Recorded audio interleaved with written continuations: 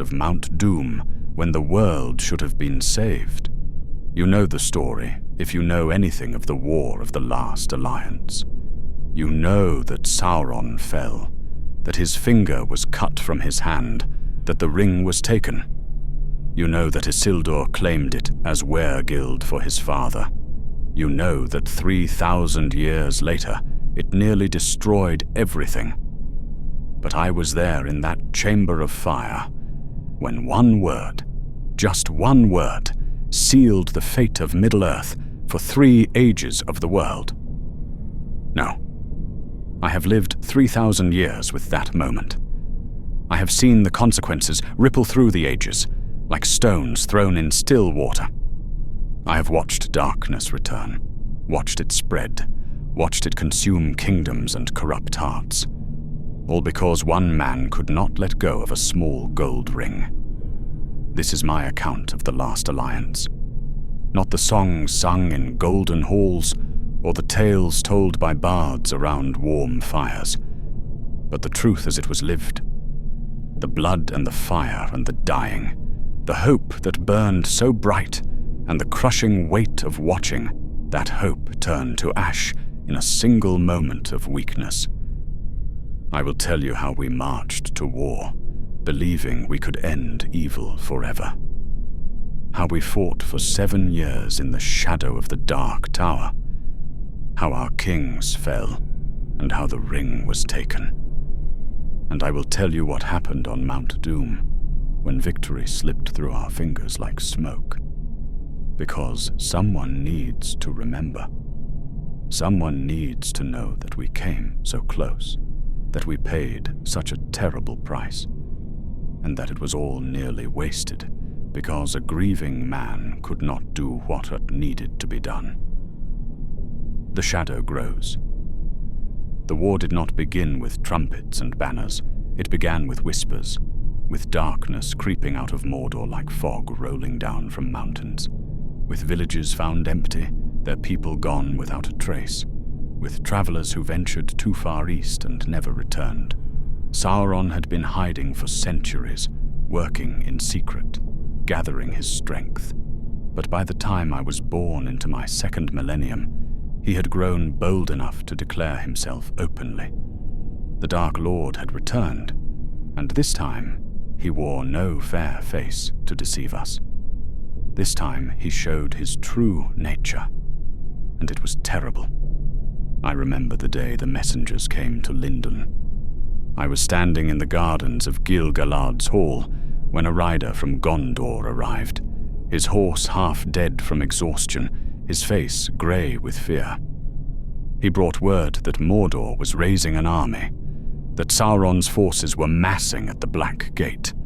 That war was coming whether we wanted it or not.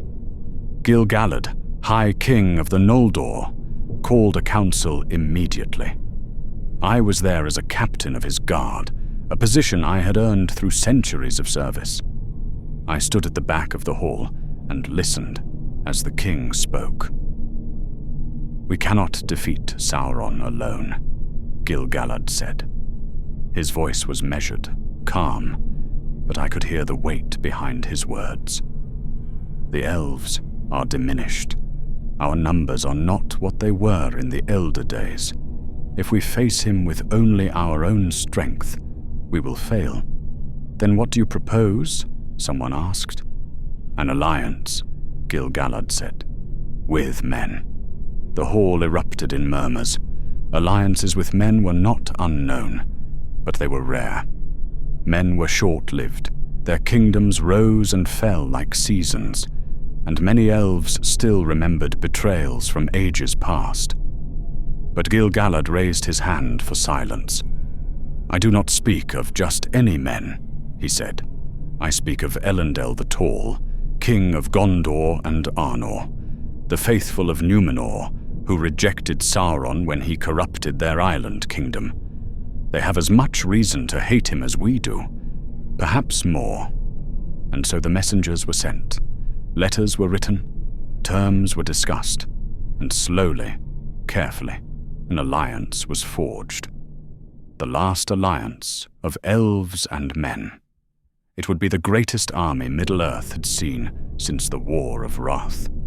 And it would have to be, because Sauron's power was vast and his armies were countless. I spent the next months preparing, sharpening my sword, training with my company, saying goodbye to friends who would not be making the journey, because not everyone could go. Someone had to stay behind to defend our homes if we failed, and we all knew we might fail. The army gathered at Rivendell. That was where I first saw Elendil. He was everything the stories said, and more. Taller than any man I had ever seen, standing nearly 7 feet, with shoulders like an ox and a presence that commanded attention. He wore the star of Elendil on his chest and carried Narsil at his side, the blade of the West, forged in the First Age, still sharp after millennia. But it was not his size or his sword that struck me. It was his eyes. They held the sadness of one who has lost everything and the determination of one who refuses to let that loss be in vain.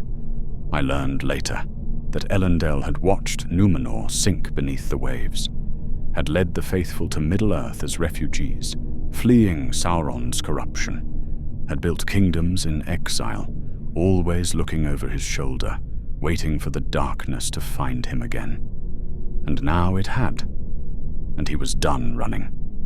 Gil-galad and Elendil met in the courtyard of Imladris, 2 kings from 2 races, and I watched as they clasped hands.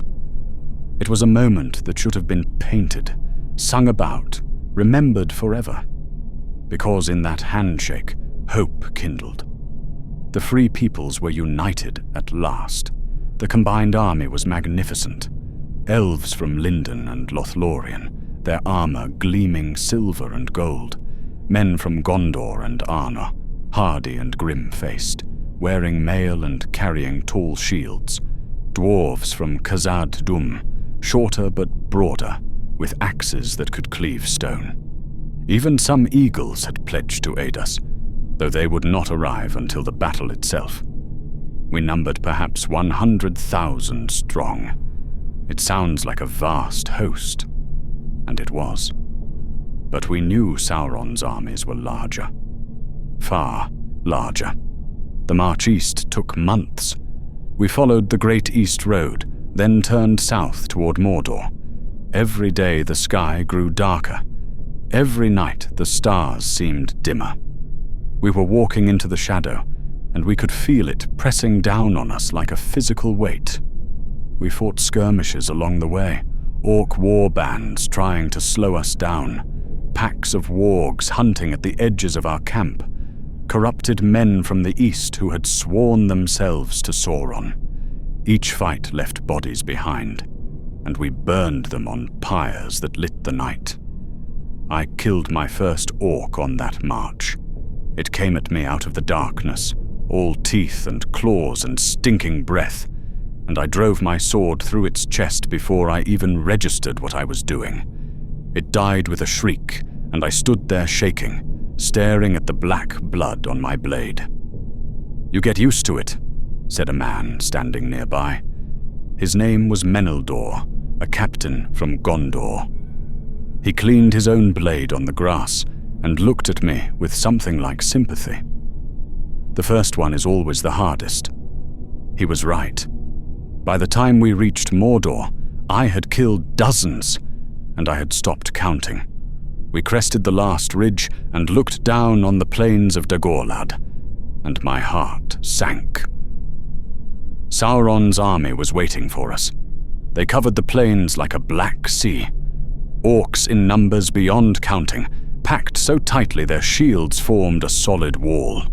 Trolls that stood twice the height of men, with clubs the size of tree trunks. Easterlings in bronze armor, their ranks disciplined and orderly. Creatures I could not name.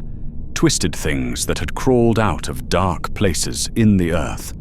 And beyond them all, rising like a spike of shadow, was Barad-dûr, the Dark Tower. Sauron's fortress. I had heard descriptions of it, had seen drawings and paintings. None of them had prepared me for the reality, It was not just tall, it was impossible. A mountain of black stone piercing the sky, its peak wreathed in flame and smoke. Looking at it felt like staring into the abyss itself. "We cannot win this," someone murmured beside me. "We have to try," said another. Gil-galad and Elendil rode to the front of our host. They sat their horses side by side, two kings facing an army that should have broken our will before the first arrow was loosed. "This is it," Gil-galad said, his voice carrying across the ranks. "We have come too far to turn back. We have lost too much to give up now. Sauron's power must be broken, or the shadow will cover all the world. So we fight. Not for glory, not for songs. We fight because there is no one else. We are the free people's last hope." He drew Eglos, his spear. The blade gleamed like captured starlight, and even in the shadow of Mordor, it shone bright. "For Middle-earth!" Gil-galad shouted. "For the free peoples!"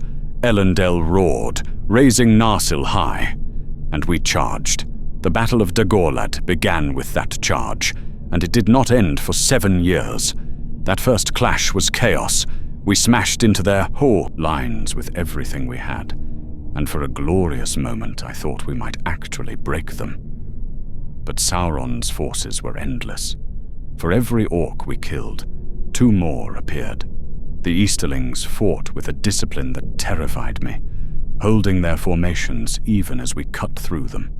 The trolls waded into our ranks like reapers at harvest, and all we could do was try to stay alive. I fought until my arms burned, until my sword felt like it weighed 1,000 pounds, until I could not tell if the blood soaking my armor was mine or theirs.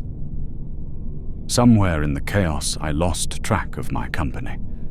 I found myself fighting alongside men I did not know, and they fought alongside me because we had no other choice. An orc would come at me from the left, and a Gondorian soldier would take its head off. A troll would swing at a man beside me, and I would drive my blade into its leg to bring it down. We were not elves and men anymore. We were just warriors, trying to survive. The battle raged for weeks, then months. Neither side could gain a decisive advantage. We would push them back 100 yards, and they would push us back 50. The ground became a churned mess of mud and blood, littered with bodies that no one had time to bury. At night we would collapse in our tents, too exhausted to eat, and try to sleep through the sounds of orcs howling in the darkness. In the morning we would wake, check our weapons, and do it all again. 7 years. 7 years of siege. 7 years of dying on those grey plains, under that lightless sky. 7 years of watching friends fall and knowing you might be next. I lost count of how many I killed. I lost count of how many I buried. I stopped learning names because it hurt too much when they died. But we held, because Gil-galad would not yield, because Elendil refused to break, because every warrior in that army knew that if we failed here, there would be nowhere left to run. And slowly, so slowly, we pushed them back, toward the Black Gate, toward Barad-dûr itself. We learned things in those 7 years. We learned that orcs could not fight in sunlight as well as in darkness, so we made our major pushes at dawn. We learned that trolls were vulnerable at the joints, so we aimed for their knees and elbows. We learned which of Sauron's captains were brilliant and which were merely cruel, and we planned accordingly. We also learned what we were capable of, what reserves of strength and courage we didn't know we had. I saw men fight for 3 days straight without sleep. I saw elves hold a bridge against 1,000 orcs and not give an inch. I saw dwarves singing battle songs even as they were bleeding out. We became something more than ourselves. We became the last alliance, and we were magnificent. But we were also dying, Slowly but surely, our numbers dwindled. Replacements would arrive from the west, fresh warriors marching to join us, and they would look at us with awe and horror. Awe at what we had accomplished, horror at what it had cost. By the 6th year, I was one of the oldest veterans. Most of those who had marched with me from Rivendell were dead. My company had been wiped out and reformed 3 times. I bore scars from 12 wounds, and my sword had been reforged twice after breaking in battle. But I was still alive, still fighting, still believing we could win. And then, in the 7th year, we broke through the outer defenses. We forced the Black Gate. We stood at the foot of Barad-dûr itself, and the gates of the Dark Tower opened. I do not have words for what it was like to see Sauron emerge from those gates. The air itself seemed to crack. Reality bent and twisted around him. He wore the shape of a man, tall and terrible, clad in black armor that seemed to drink the light. But he was not a man. He was a Maya, a being of power from before the world was shaped, and his presence was like staring into the sun. To look at him was to feel your courage drain away like water through cupped hands. Every instinct I had screamed at me to run, to bow, to beg forgiveness for having the audacity to stand against him. I wanted to kneel. Every fiber of my being wanted to kneel, but Gil-galad did not kneel, and Elendil did not kneel.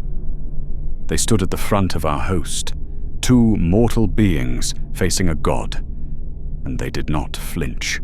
"Come then," Gil-galad called out, and his voice cut through the oppressive weight of Sauron's presence. "We have come far to meet you, Sauron. Let us finish this." Sauron laughed. It was not a human sound. It was the sound of mountains cracking, of forests burning, of hope dying. It rolled across the battlefield like thunder, and I saw warriors fall to their knees just from hearing it. "You are brave, Gil-galad, last of the High Kings," Sauron said. His voice was beautiful and terrible, like music played on broken glass. "And you, Elendil the Faithful, your fathers betrayed their king for the lies of the Valar. You will die for their sins." "We will die free," Elendil replied, and they charged. I do not know if you can imagine what it was like to watch them go. 2 beings, 1 elf and 1 man, charging a power that had toppled kingdoms. It should have been hopeless. It should have been suicide. But Gil-galad was the greatest warrior of the Eldar. Eglos was not forged by mortal hands, and Elendil carried Narsil, Blade of the West, a weapon with power woven into every inch of its steel. They fought him. The vanguard surged forward with them, myself among them. We could not let our kings face him alone. We threw ourselves at Sauron with everything we had, and for a moment, a single shining moment, I thought we might actually win. Sauron's strength was beyond comprehension. He wielded a mace of black iron that shattered shields with glancing blows. His armor turned aside strikes that should have killed him. His very presence drove weaker warriors mad, sent them running or curling up in gibbering terror. But Gil-galad was a living star.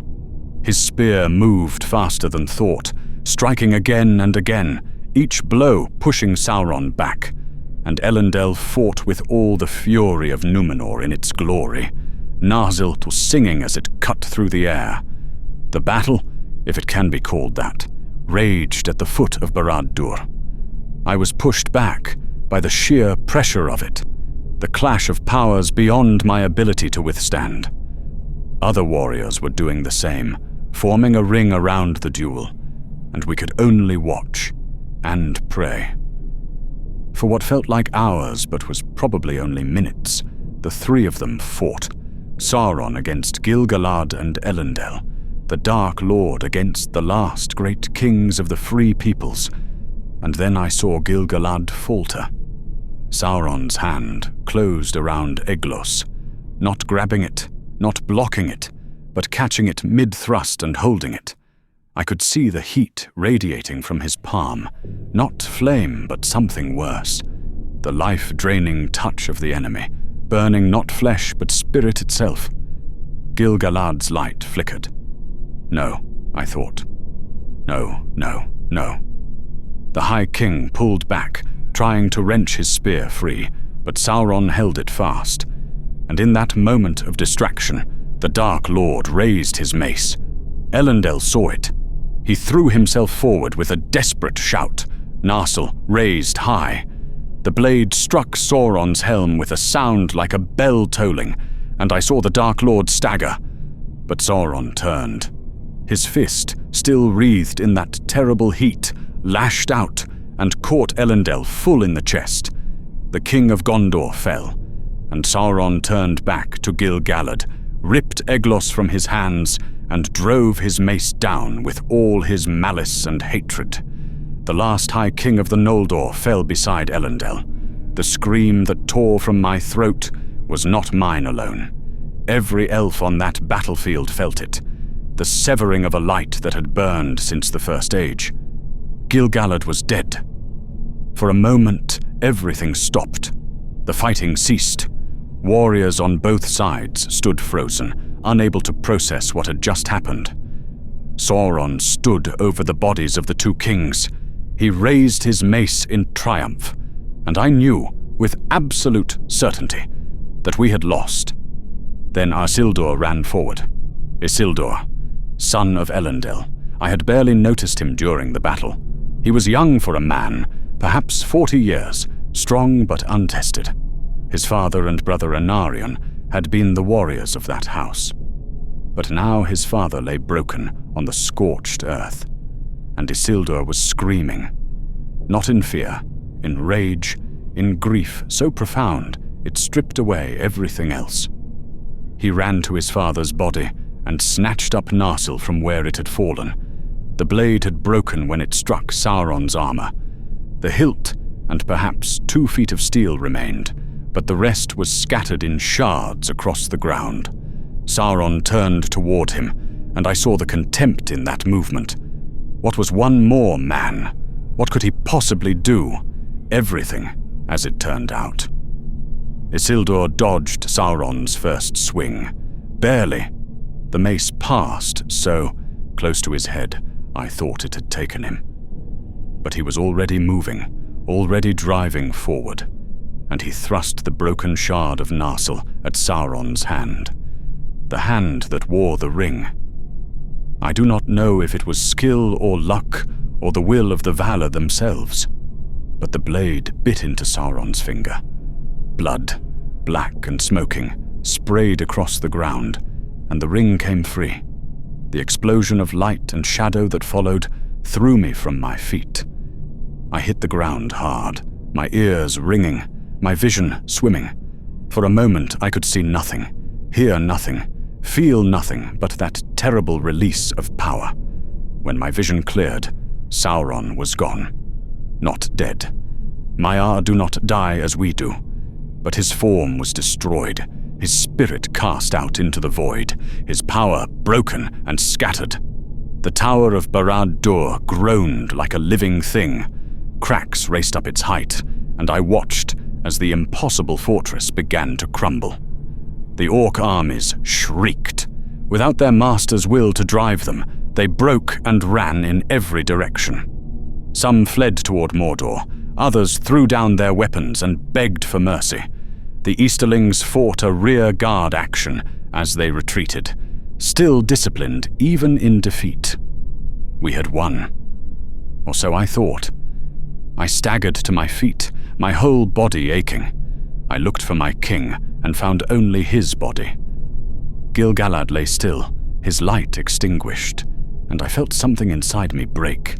He had been our hope, our star, and now he was gone. Elendil lay beside him, his chest caved in from Sauron's blow, the greatest king of men, dead on foreign soil. But we had won. I kept telling myself that. We had won. Sauron was defeated. The war was over. I made my way through the chaos toward where Isildur stood. He was staring down at the ground where Sauron had fallen. His father's body was steps away, but he was not looking at it. He was looking at a small gold ring lying in the ash, and even from a distance, even in my exhausted and grief-stricken state, I felt it. The pull, the whisper, the sense that this small object was more important than anything else in the world. Isildur bent down and picked it up, and I should have known then. I should have seen it. But I was too tired, too broken, too overwhelmed by what we had just accomplished and what it had cost. I did not see the trap closing. The days following the battle were a blur of grief and grim work. We counted our dead, and the number was staggering. More than half our army had fallen. The plains of Dagorlad were carpeted with bodies, elf and man and orc all mixed together. We burned our fallen, pyre after pyre, lighting the sky for weeks. I spoke the rites over friends whose names I can still recite. I watched their smoke rise toward the stars and wondered if it had been worth it. It had to be worth it. We had destroyed Sauron. We had broken his power. The war was over. But something was wrong. I could feel it, a nagging sense of unease that I could not shake. And I was not the only one. Elrond, son of Elendil, had fought in the battle as well. He was a healer primarily, but he had taken up arms when needed. Now he moved through the camp with a troubled expression, and I saw him watching Isildur. Isildur had taken command of the men of Gondor and Arnor. He was king now, whether he wanted to be or not.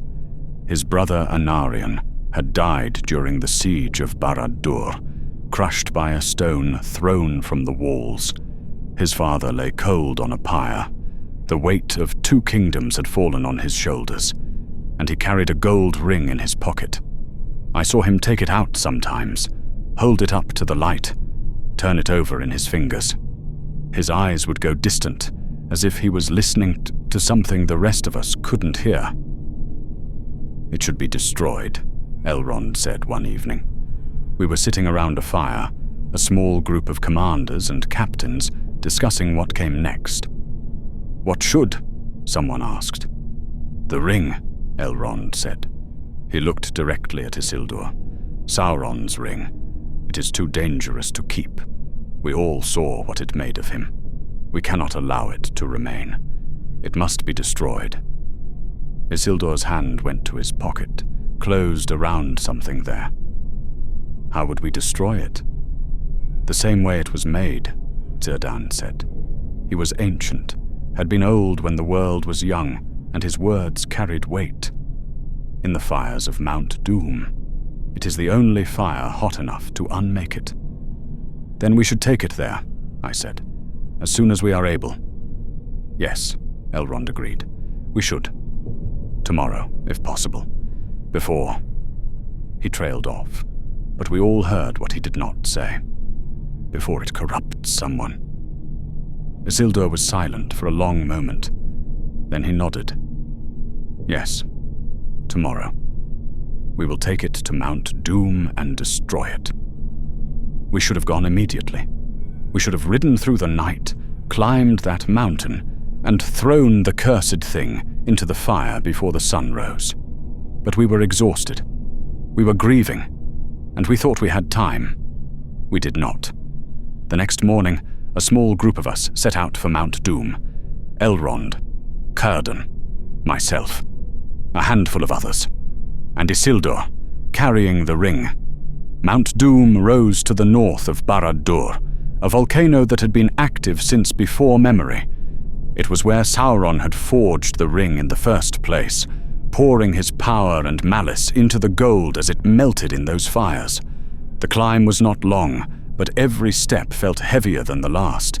The air was thick with ash.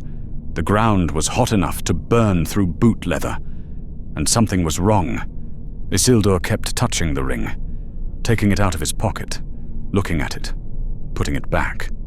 His face was troubled, his eyes distant. "Are you well?" Elrond asked him. "Fine," Isildur said shortly. "I am fine." He was not fine. We reached the chamber called Samath Naur, the Chambers of Fire. It was a cave near the summit, with a crack in the floor that opened onto a river of lava far below. The heat was unbearable, the air so hot it hurt to breathe. This was it. The end.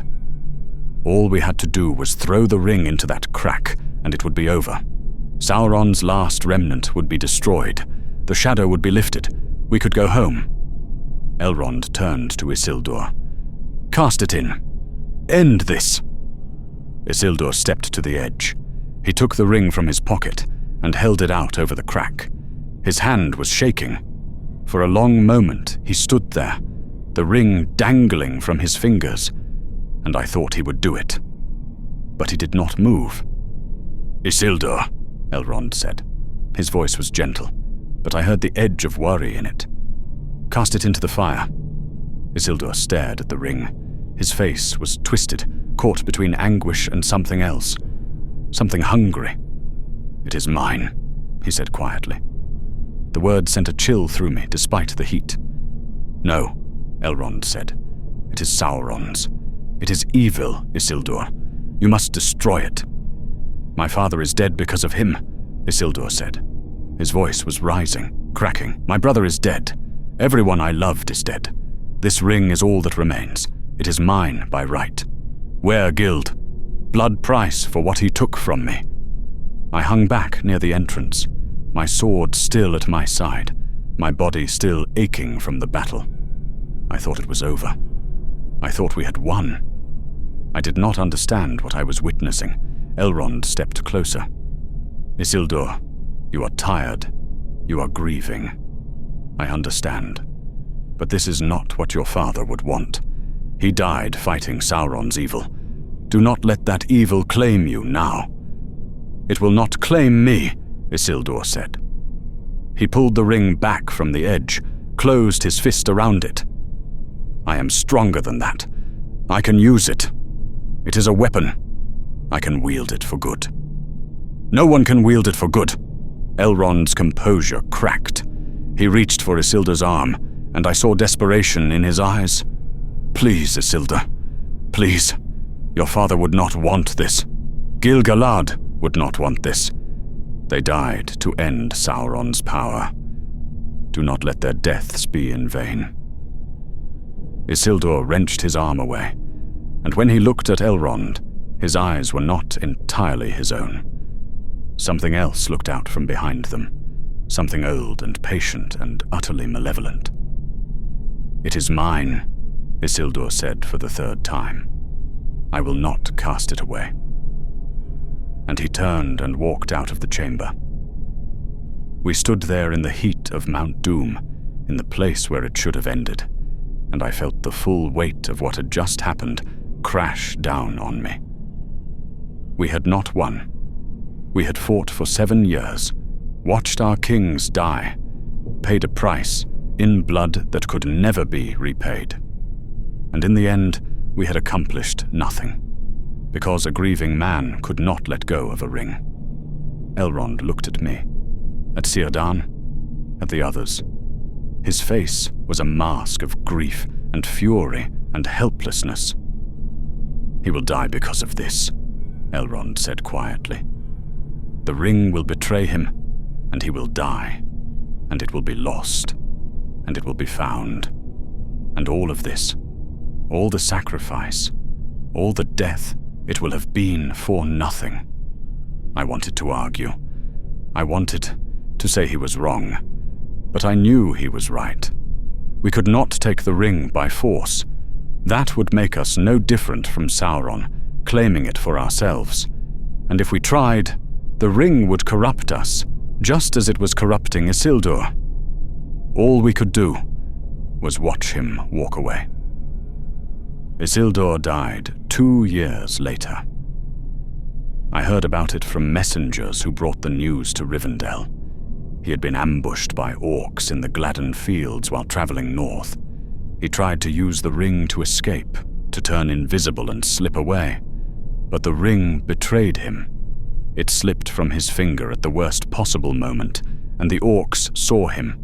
They shot him full of arrows and left his body in the river. The ring was lost. For 2,000 years it lay at the bottom of the Anduin, waiting. Sauron's spirit slowly reformed in the shadows, and the ring waited for him to grow strong enough to call it back. In that time, Middle-earth changed. The elves diminished, sailing west to the undying lands one by one. The kingdoms of men rose and fell. Gondor reached heights of glory and then declined into slow decay. Arnor broke apart and was forgotten. The shadow of Mordor faded from memory for most people, becoming just another scary story to tell children. But I remembered. I stayed in Rivendell with Elrond, and I remembered. I remembered standing in the fires of Mount Doom. I remembered Isildur's face as he refused. I remembered the weight of that silence, heavy as the mountain itself, and I knew it was not over. The ring would return. Sauron would return, and everything we had fought for would be tested again. About 500 years ago, the ring was found by a creature named Sméagol.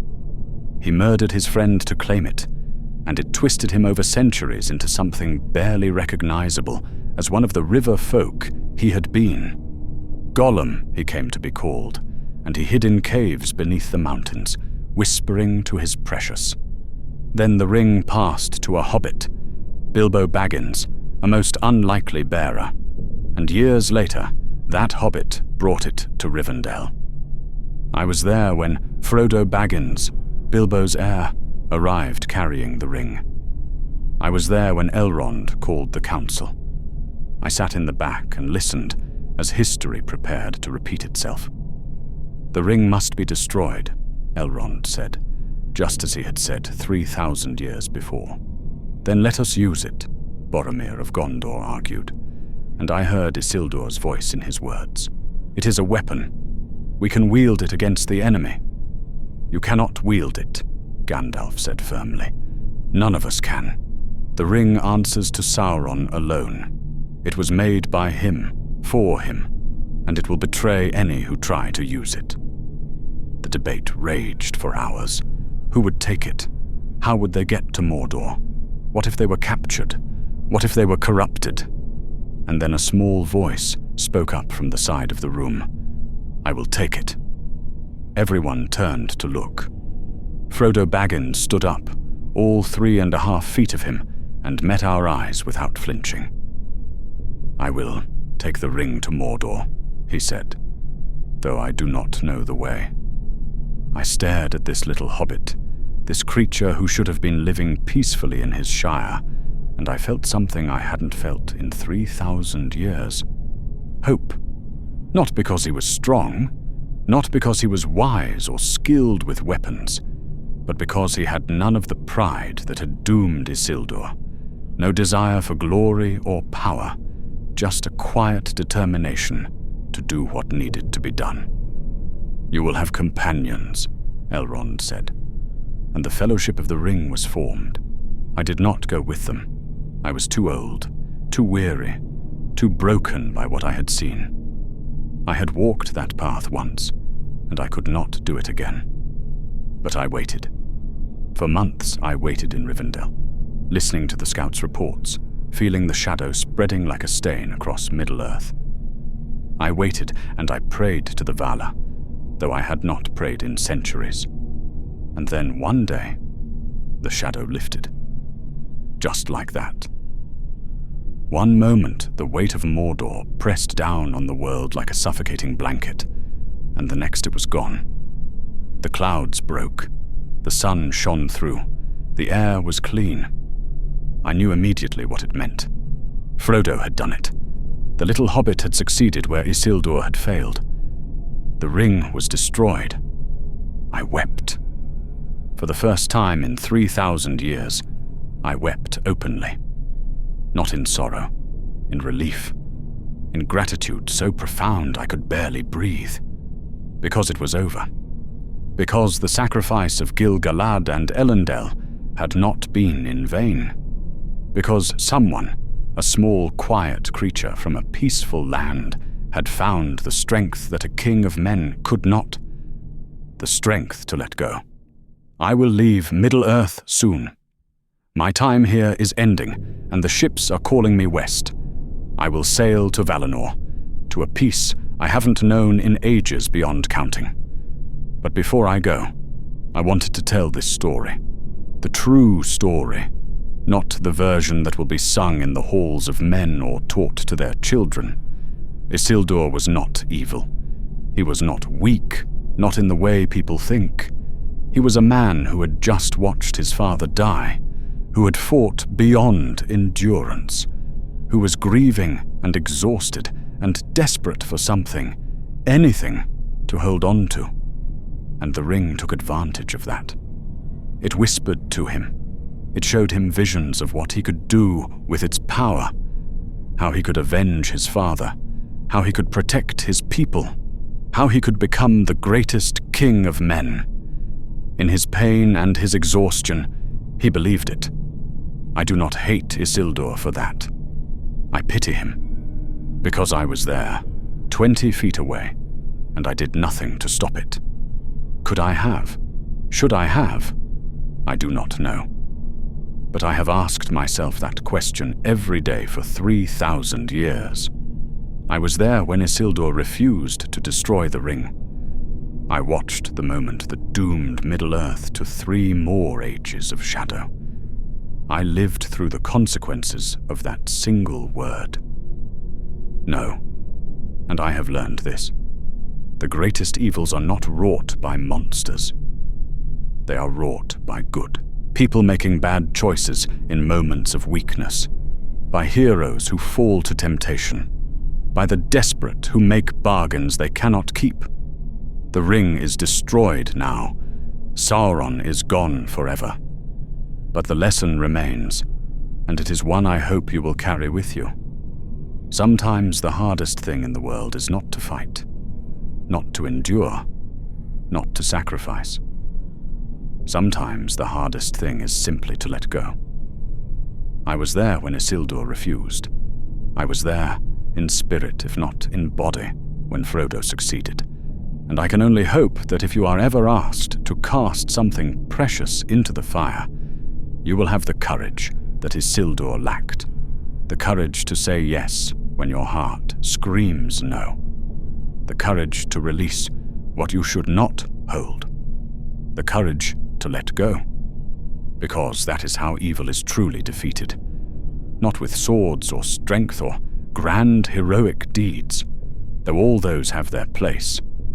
Evil is defeated by small acts of courage, by the choice to do what is right even when it costs you everything. Frodo Baggins taught me that. A hobbit who had no reason to care about the fate of the world, but who cared anyway. Who walked into Mordor knowing he might not return. Who carried a burden that would have broken stronger beings. Who stood at the edge of Mount Doom, and, when the ring tried to claim him, as it had claimed Isildur, found a way to let go anyway. The ring is destroyed, the shadow is lifted, and I can finally rest. If you have stood with me on the slopes of Mount Doom, if you have witnessed how victory can turn to ash in a single moment of weakness, if you have understood that the greatest battles are fought within our own hearts, then you know why these stories matter. Why we must remember. Why we cannot forget. There are more tales yet from the shadows of Middle-earth, more voices of those who witnessed moments that shaped the world. Return for the next account when it is ready. For in remembering those who stood at the edge of darkness, we learn how to face our own. The ring is gone. The age of the elves is ending. But the choices it represented, to hold or to release, to claim or to renounce, those choices echo still in every heart. Until the next tale, friends, may you always find the strength to let go when the time comes.